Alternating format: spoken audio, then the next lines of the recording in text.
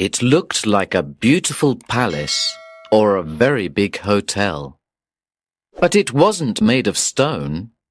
It was made of clouds. Immense, milky white clouds. When I reached the doors, they opened automatically. But perhaps they floated open. I can't say. I entered an enormous hall. It was so high and so wide that I felt dizzy. It seemed that I was standing on air. A bright light, like sunlight but not sunlight, reflected from the walls of cloud. Or were they made of snow? Then, far away on the other side of the hall, I saw somebody behind a large reception desk. This is like a hotel, I thought, as I walked towards it. But what a hotel! It's beautiful. This must be heaven. It was a long walk, but I was smiling to myself all the way. I felt very happy now. I thought, you tried to be a good person all your life. You always did your best to help people, to do good things, and to love your neighbor. You always knew that you would go to heaven. And now, here you are. Yes, I felt so happy that I wanted to sing. I think I did sing. Quietly, of course. I didn't want to disturb the peace and silence of heaven. I stopped at the reception desk, where a man of about 45 was waiting for me. He wore a green suit of shiny material, like plastic, and a beautiful golden cloak.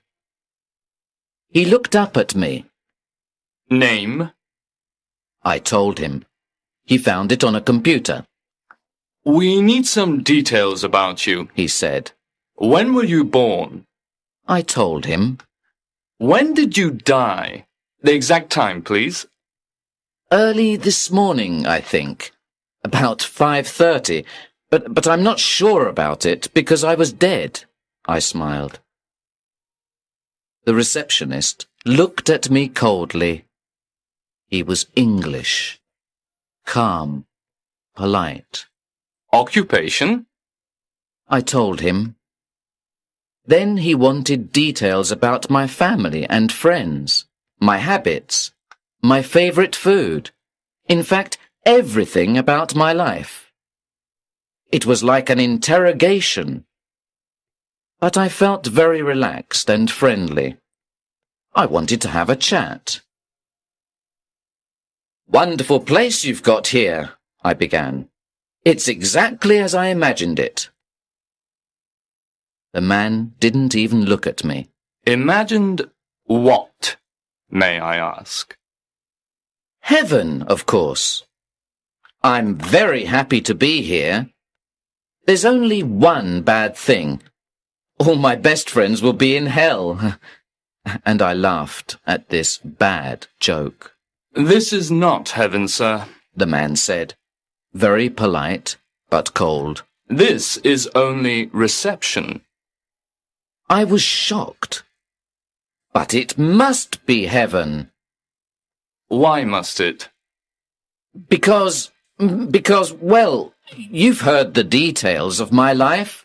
I mean, I've always been a good man, and if you're good, you'll go to heaven. But if you're... Everybody says that, sir, the man interrupted. I know you all think that on Earth, but we have a different logic here, for practical reasons. Think of the problems if good people always go to heaven and bad people always go to hell. There will be very few people in heaven and too many people in hell. There isn't enough room in hell. So we have a more practical system. Everybody must take his or her chance. Chance? What do you mean? I was beginning to feel a bit frightened. At that moment, the computer buzzed and a piece of paper came out. Here's your reception form, sir.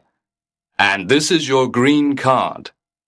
Go through the doors behind me and walk along the road. You will see two large gates. In front of them are some slot machines. Insert your green card into the left-hand slot, and you will see two dice in the display window. Pull the handle, and when the dice stop, the machine will deliver a white card for any number from 1 to 6, and a black card for any number from 7 to 12. The white card opens the gate on the right, the black card opens the left. The left goes to hell, the right to heaven. I couldn't believe my ears, and I just stared at him. Then I became angry. "But that's not fair!" I shouted. It's as fair as we can make it, sir. "But it's just chance, luck, accident. It's a lottery." Yes, sir. But it's God's orders, and we can't change it.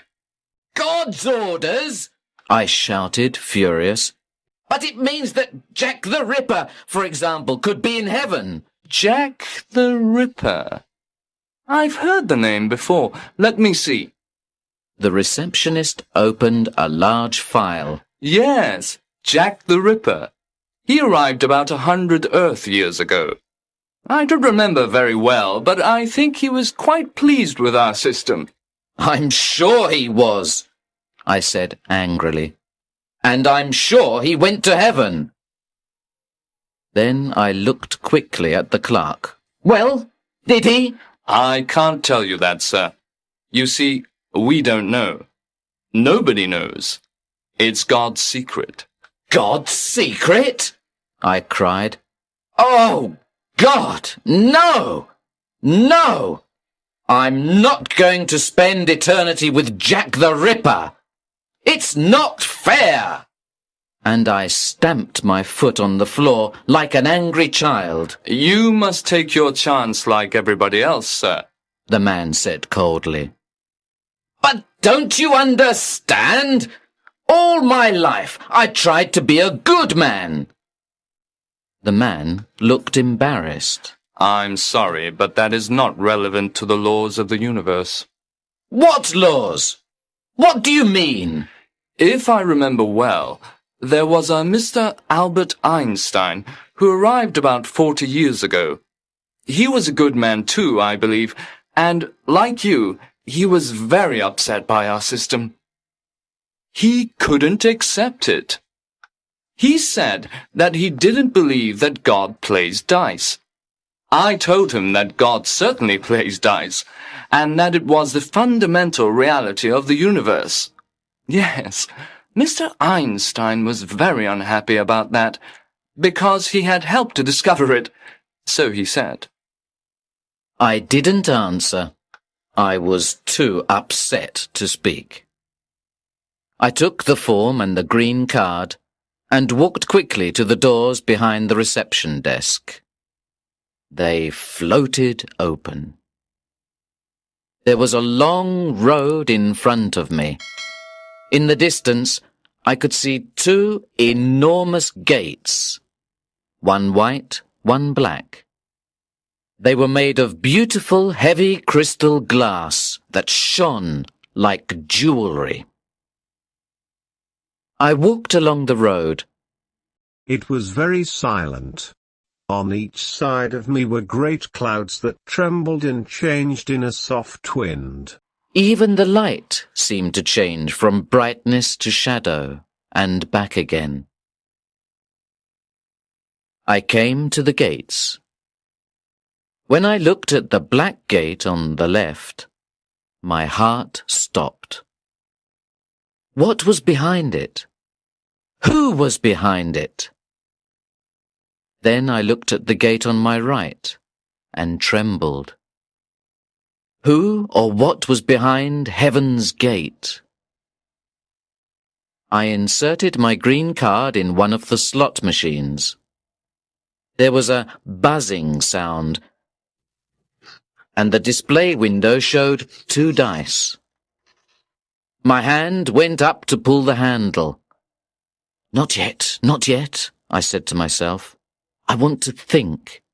I want to sit down and wait a bit.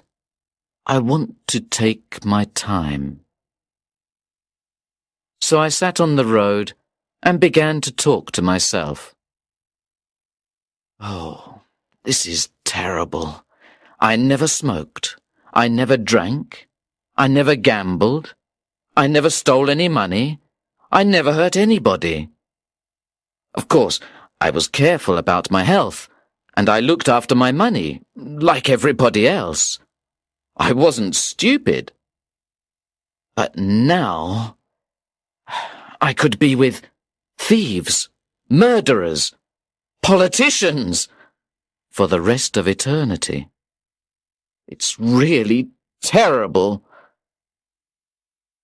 And so I sat there and talked like a lunatic. Sometimes I looked at the handle of the slot machine which was waiting for me, and I trembled. Well, it's better to be in heaven, even if Jack the Ripper is there. People say that heaven is a beautiful place. Oh, God, dear God, please let me get a white card. So I prayed for a white card, and after a while I felt much better, more optimistic. I felt that God was on my side.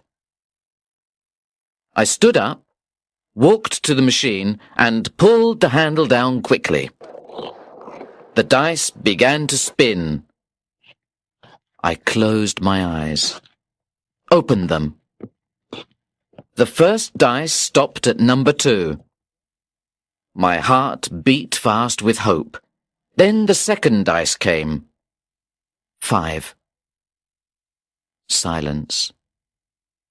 Then, like a photo from a Polaroid camera, the card came out. It was black. I fainted. When I opened my eyes again, I sat still for a long time. Hot tears filled my eyes. I was going to hell. I knew it.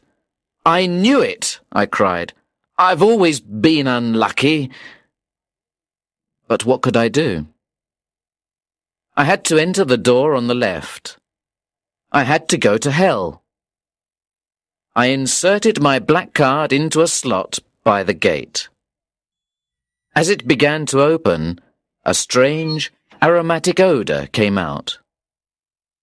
I went into another great hall with a reception desk at the far end. It was a long walk. The walls were made of black smoke and red flames. Behind the desk sat a pretty young blonde woman. She gave me a sweet smile. "Hello, may I have your reception form, please?" she said in a friendly way. I gave her the form, and she typed the information into a computer. "Why do you look so depressed?" she asked with her sweet smile. "You're a lucky man." I laughed bitterly. Lucky? "Here's your room key," she continued. "We hope you'll like room 206. You'll find everything in order. Drinks, magazines, a change of clothes, a bottle of wine, and everything necessary for your comfort. There is a reading lounge, a swimming pool, tennis courts, and a card table. We hope that you will enjoy your eternity." I was watching her to see if she was joking behind that sweet smile.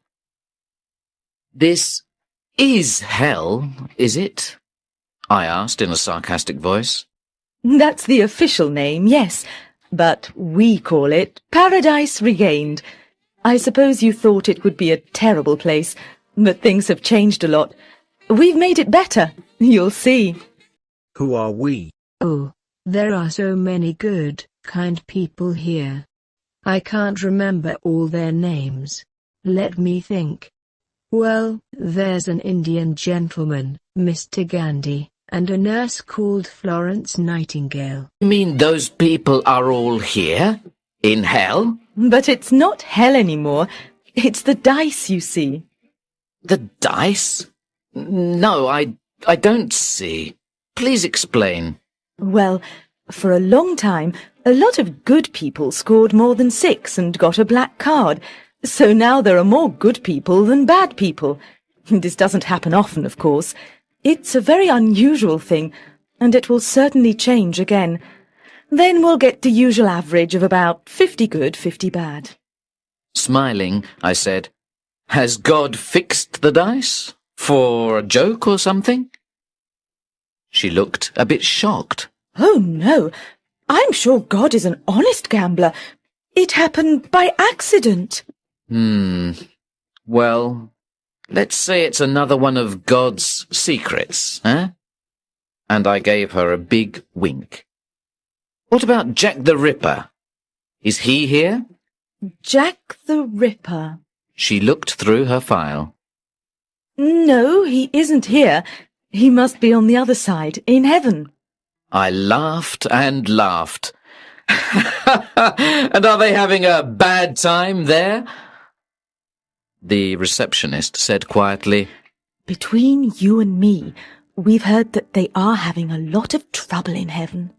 I laughed again, and tears of happiness came into my eyes. Welcome to Paradise Regained, said the woman with a big, sweet smile. Have a nice eternity. Thank you. This place looks better than Earth. At that moment, an intercom buzzed, and the woman answered. Reception 3 speaking. Can I help you? As she listened, her expression changed. It became dark and anxious. Oh, I see. Thank you, Reception 1. She was silent. Anything wrong? I asked. Well, as you know, the situation on Earth is very turbulent at the moment, and a lot of new people have arrived. Reception 1 says a big crowd is already at the dice machine. Who are they? I had a bad feeling in my stomach. Reception 1 says it's a group of terrorists, child killers, mafiosi, football hooligans, drug barons. Stop! Please stop! I shouted. We can only hope that our luck continues, she said. Her sweet smile had gone. She was looking at the entrance with frightened eyes. I cried, Please, God, let them all go to heaven. I pray. I pray. I'm sorry, but praying won't help. It all depends on the dice. And that's God's secret, I said, laughing and crying at the same time. While we waited, the silence was long and terrible.